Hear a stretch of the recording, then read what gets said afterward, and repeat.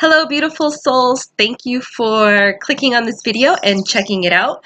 Today we're going to talk about the traits and trademarks of an empath. Now, the trademark of an empath is feeling and absorbing other people's energy. Now, let me ask you, have you ever walked into a room after a couple just had an argument? But when you walked into the room, the couple looks fine.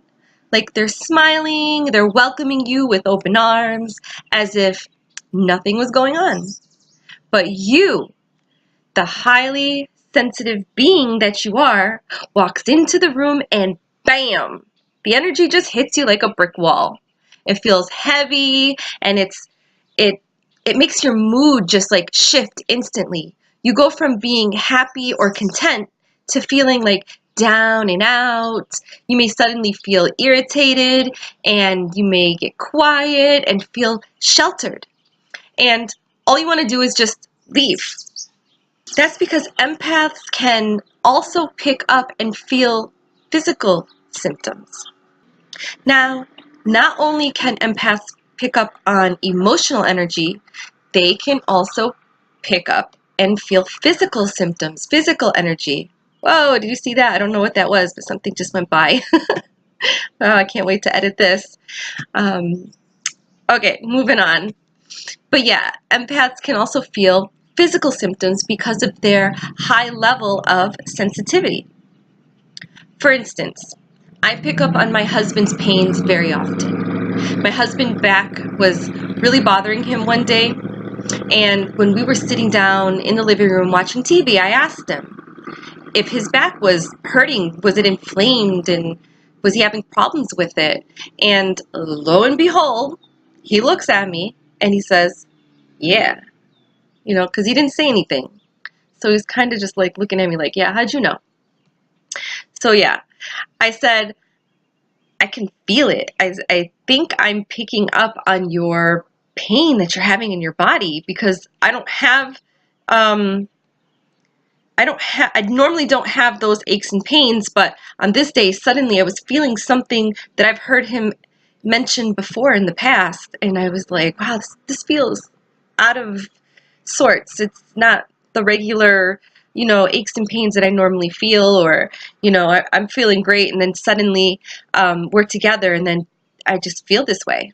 Now, empaths filter the world through their intuition, and they have a very difficult time comprehending their own feelings.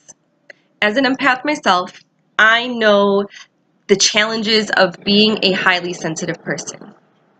When I'm overwhelmed with stressful emotions, I tend to experience panic attacks and also depression and fatigue.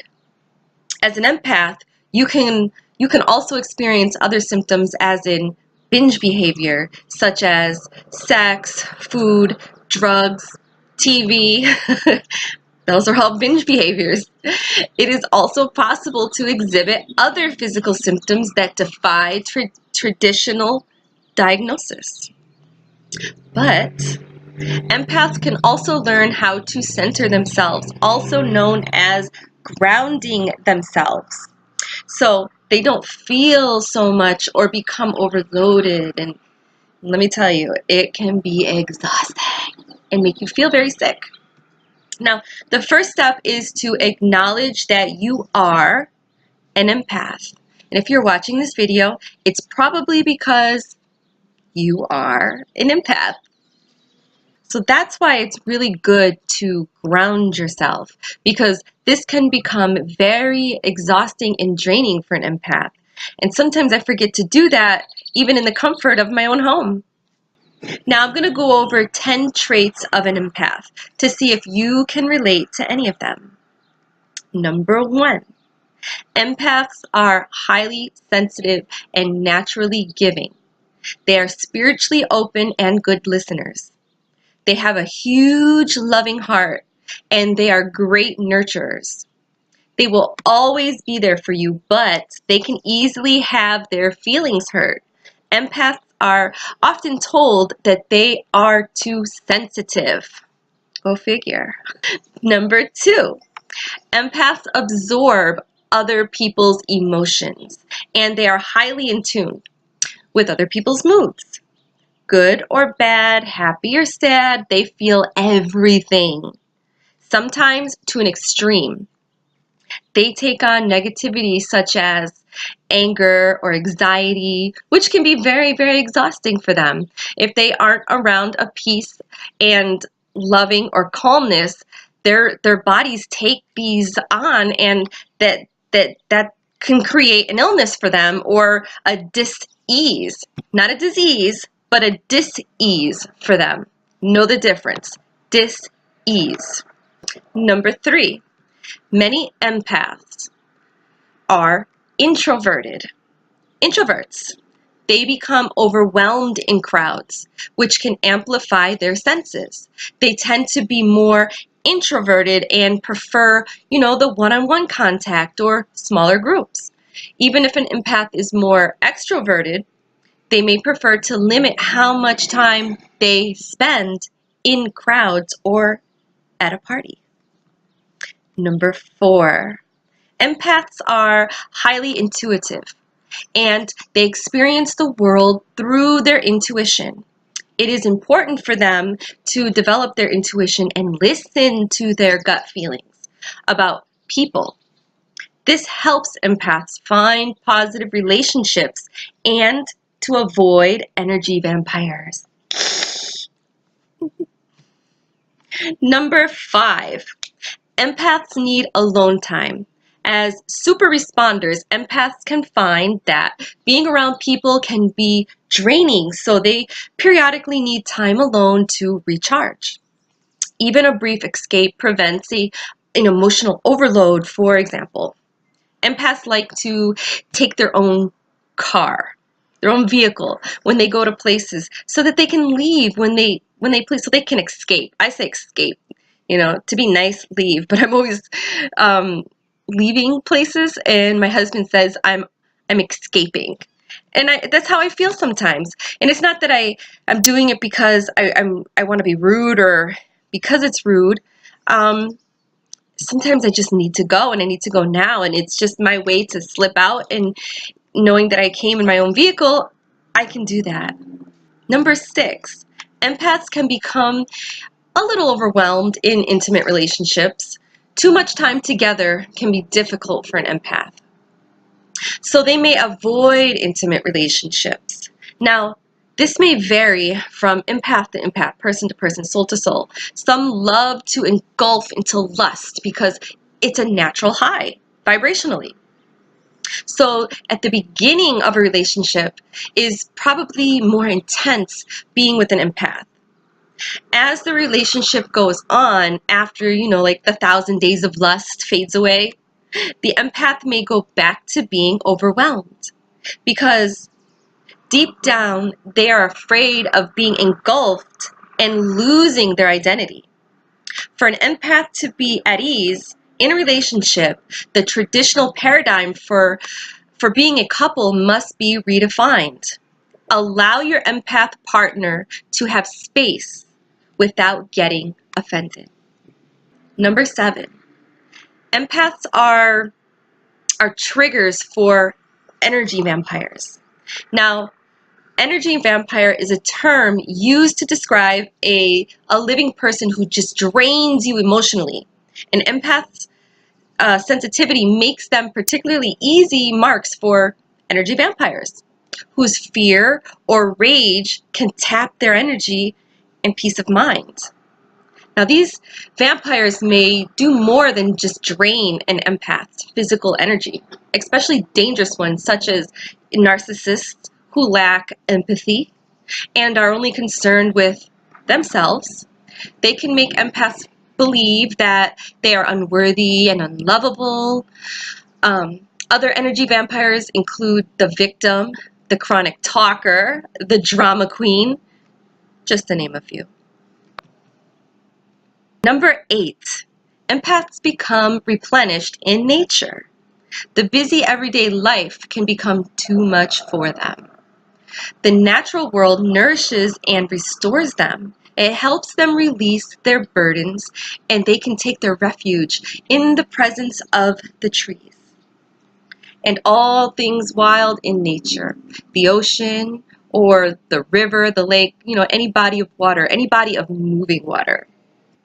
Number 9, empaths have highly tuned senses. An empath's nerves can get, frayed by noises and smells or even excessive talking. As an empath myself, I can tell you, number 9, this one is probably the biggest and more important trait that I deal with that drains me and irritates me daily. My senses are overloaded by smells and noises, not to mention excessive talkers. I try to be polite when I'm surrounded by people, but if I am unable to slip away, I become snappy and rude. Not intentionally, I don't mean to. Just like when I drive my own car to a party or something and I escape. But, I always regret snapping and I feel really bad after, but when I feel cornered, I lash out kind of like an angry lion, it's like a protecting mechanism for myself, I guess. Now, number 10, the last one. Empaths have huge hearts, but sometimes they give and give and give. They give too much. Empaths are big-hearted people, big-hearted souls, and try to relieve the pain of others. I'm guilty of this, and I say guilty because most, not all, but most of the time, it bites me in the ass. I get walked all over. They mistaken my kindness for weakness until the lion comes out. I'm a Leo, so that's why I use the term lion. I try to use many strategies to protect my sensitivities, such as setting time limits and boundaries with draining people. Some people don't know that they're draining people. So it's important to learn how to set boundaries and time limits when you're hanging around with people that do drain you. You may love them to death, but they drain you. And it's okay. It's okay to look after yourself. It's self-love, self-care. And a good way to do that is meditation, to ground yourself, calm and center yourself, and going out into nature. I find being an empath a gift, but I had to learn to take care of myself. Empaths have special needs, and if you are one of us, it's important to honor your needs and communicate them to your loved ones so that they understand. I do not ask the wounded person how he feels. I myself become the wounded person. Now that's a quote by Walt Whitman that I think is a really awesome quote. Now you may see or feel that being a highly sensitive person or an empathic person as being a curse, especially when it seems, kind of to push people away from you rather than bring them towards you or pull them towards you.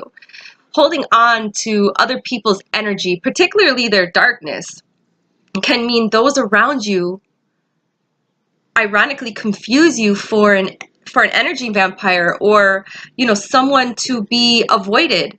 When you have emotional wounds from childhood and are unable to open up to people easily, any way can be maddening, especially when all you want to do is to share joy with others and protect them from harm.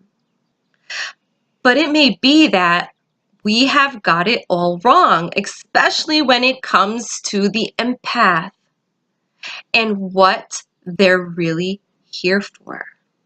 So check it out. Empaths are highly advanced souls who are here for a luminary purpose. They are here on a very special mission. Being an empath is a gift, so embrace it. It's truly a gift. Being an empath is not something that you do. It's something or someone that you are. You have been hardwired since birth. You were created this way, to be this way for a reason, to anchor the light of your soul onto the planet Earth or wherever your soul travels. If you're an empath here, you're an empath no matter where you are in the universe. A lot of empaths that I have met have this affinity for light and anything that is of the light. The problem is that they don't realize how much of a difference they can create in the world if they only would let their inner light shine. Millions and millions of empaths are incarnated during this time period right now on Earth. The reason for being an empath during this time of transformation is that the empaths are like cosmic cleaners. If they choose to use their spiritual gift in service of themselves and others, their presence on this planet is what creates the highest level of transformation and ascension for humankind.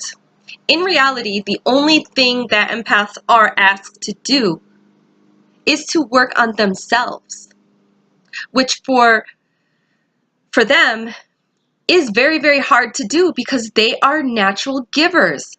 Their major life purpose is to learn how to take care of themselves and their gift.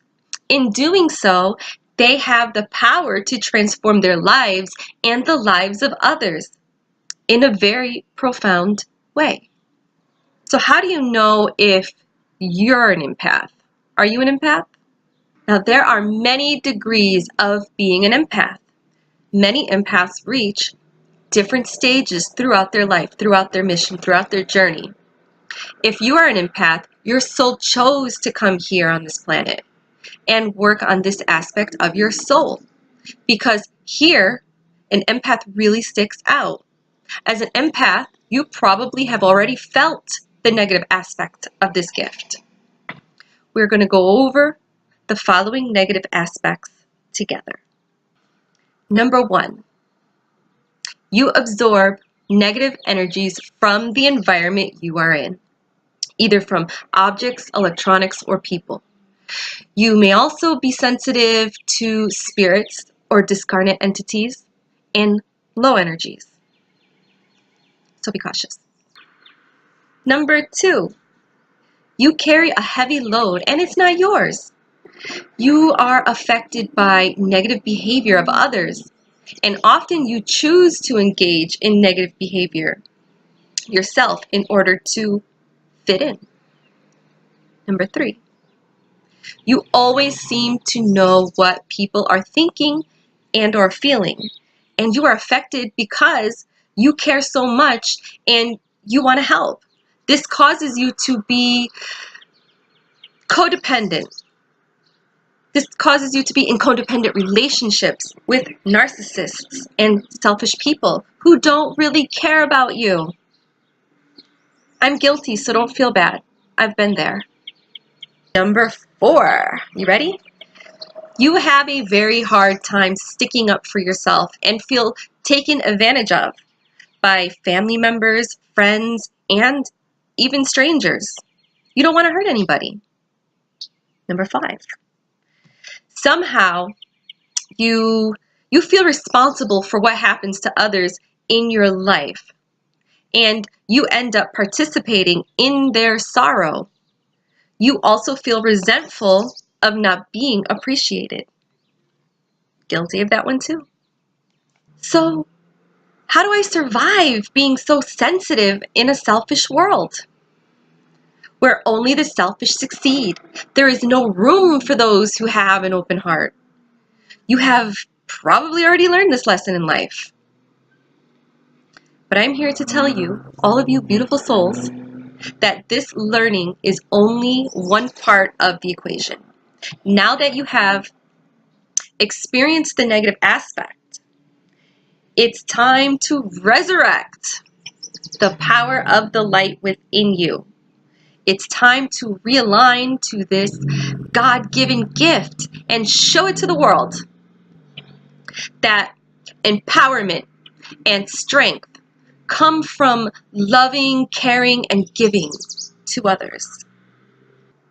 Empaths are here to teach humanity that there is power in being a giver, and that the real success is that of the soul, not of the ego.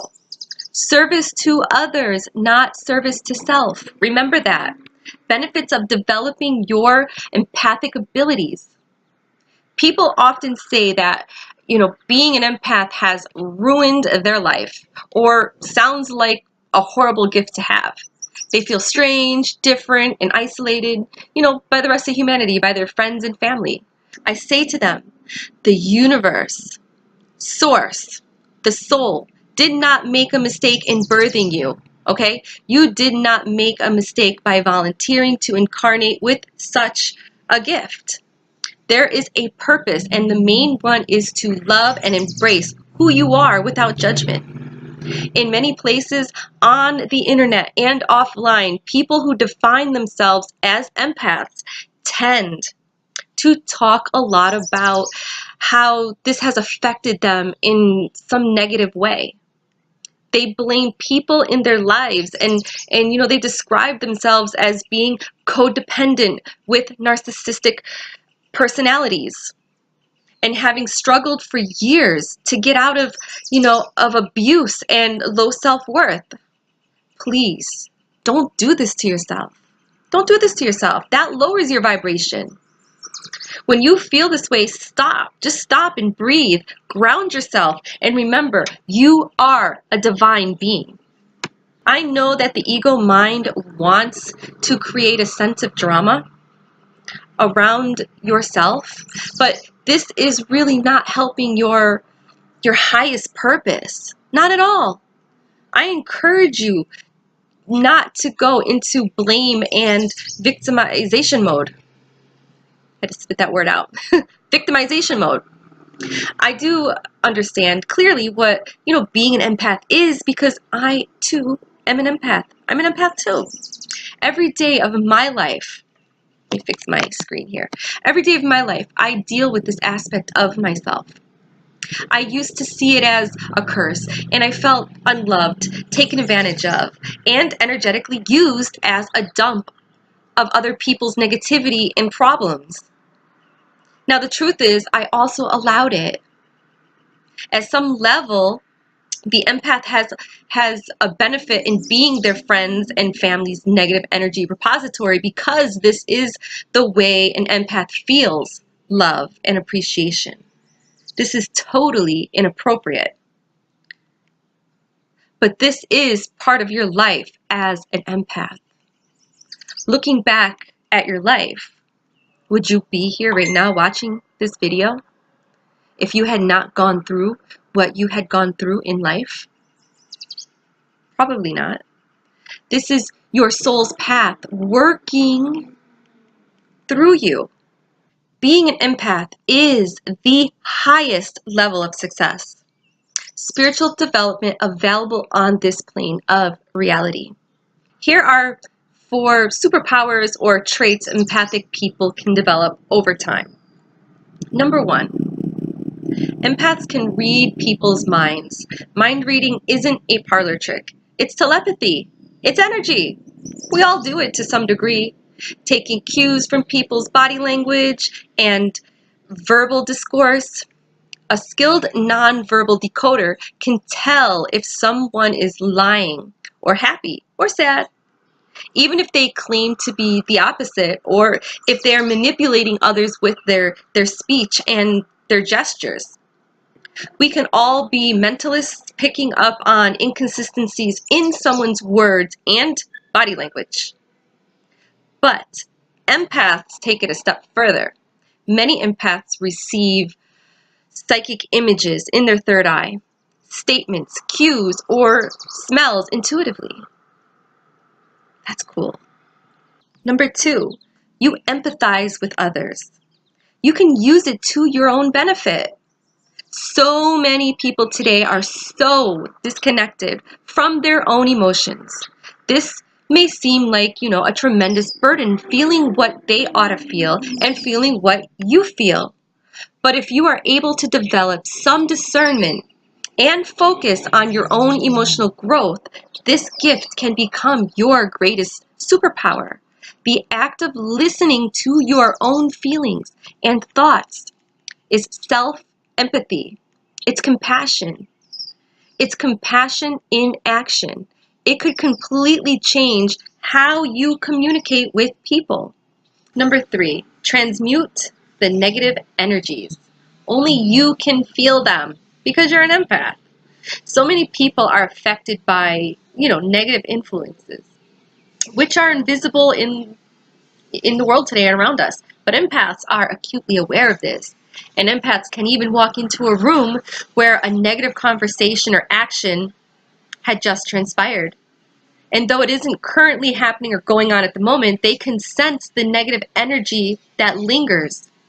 Instead of being a victim of the sensitivity to the energy, look for positive energy first, and transmute that negative energy. Transmute it out. Practice. You can practice a quiet 5-minute meditation. You can try to bring the energy up higher by bringing in plants or flowers to a place with low energy. Or you could simply utter encouraging words and thoughts to people around you who were also affected by the negativity. And you can even find humor in the situation and share it. Even the most vile circumstances has a funny side. Number 4, turn your sensitivity into a highly coveted skill. Let me ask you, for example, do the wrong sheets make you break out in hives? Are certain smells absolutely revolting to you? Do non-organic foods cause you to have terrible gastrointestinal, I was going to say gastritis, gastrointestinal distress? Do you need quiet in order to sleep and alone time in order to offload all of the smells and sights and sounds and emotion that you've absorbed all day long? Instead of looking at this trait as if it as if it were a burden, use it to your advantage. You can become a perfumer and advise companies on how to remove these chemicals and instead add more natural scents to their products.